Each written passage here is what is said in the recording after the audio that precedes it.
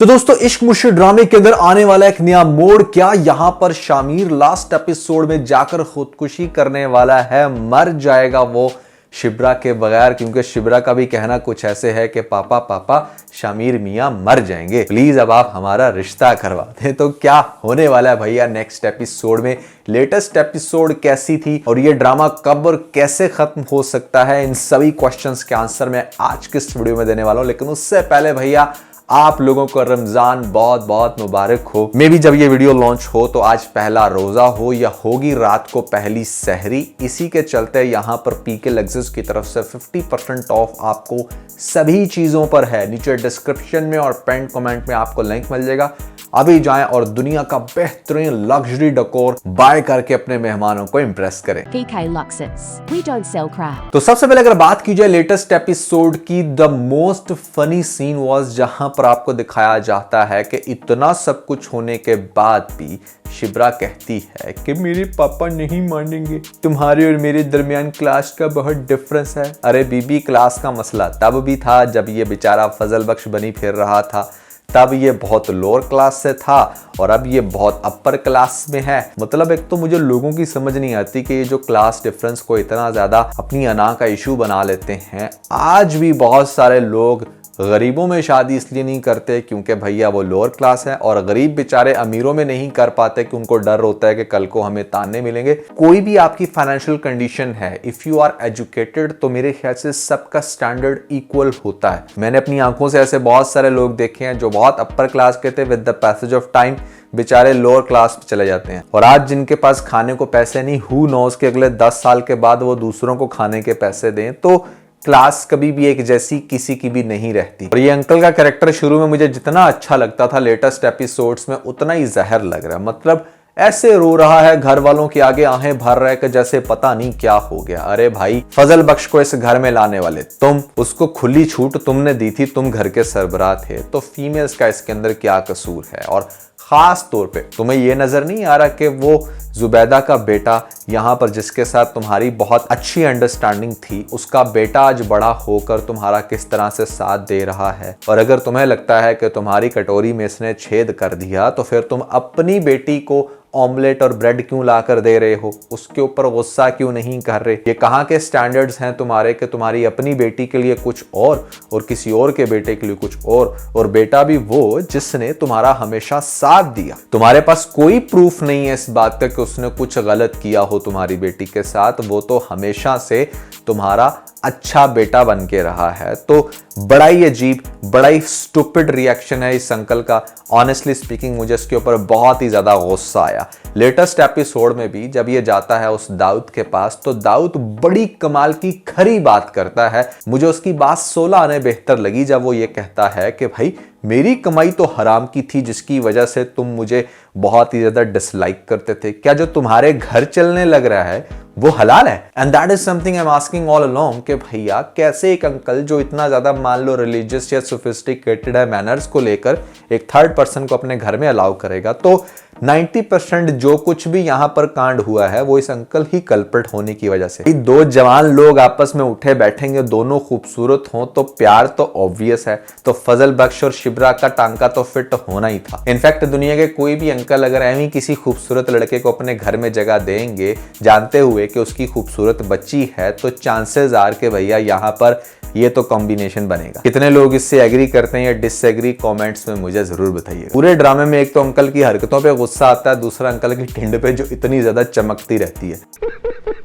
लेकिन अगर ये समझदार हो और आने वाली एपिसोड में जिस तरह से शिब्रा इसको कन्विंस करेगी। अच्छा, शिब्रा के हवाले से एक चीज मुझे अच्छी लग रही है, वो ये कि इसके अंदर कोई फजूल का एरोगेंस नहीं दिखाया गया, ये कोई रूड नहीं हुई या बहुत ही स्टूपिड हरकतें नहीं की, या इसने कोई ओवर एग्जैजुरेट नहीं किया खुद को।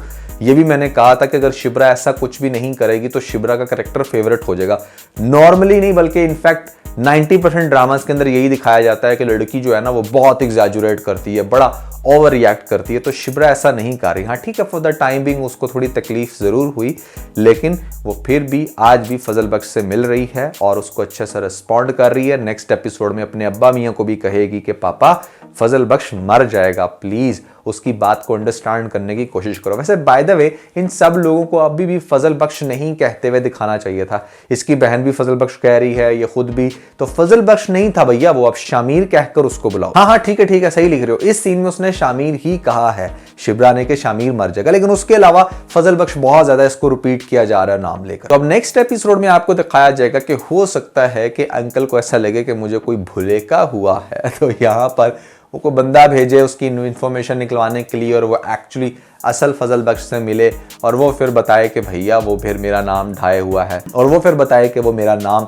जो है वो यूज कर रहा है, मेरा उससे कोई ऐसा लिंक नहीं। तो अब अगला पॉइंट ये है कि क्या फजल बख्श इस ड्रामे के अंदर खुदकुशी करेगा अगर शिब्रा नहीं मिलती, क्योंकि दाऊद तो भैया यही चाहता है कि कुछ भी हो शिब्रा को मैं अपने घर की बहू नहीं बनाऊंगा, जिसने भरी महफिल में सबके सामने मेरी इंसल्ट की।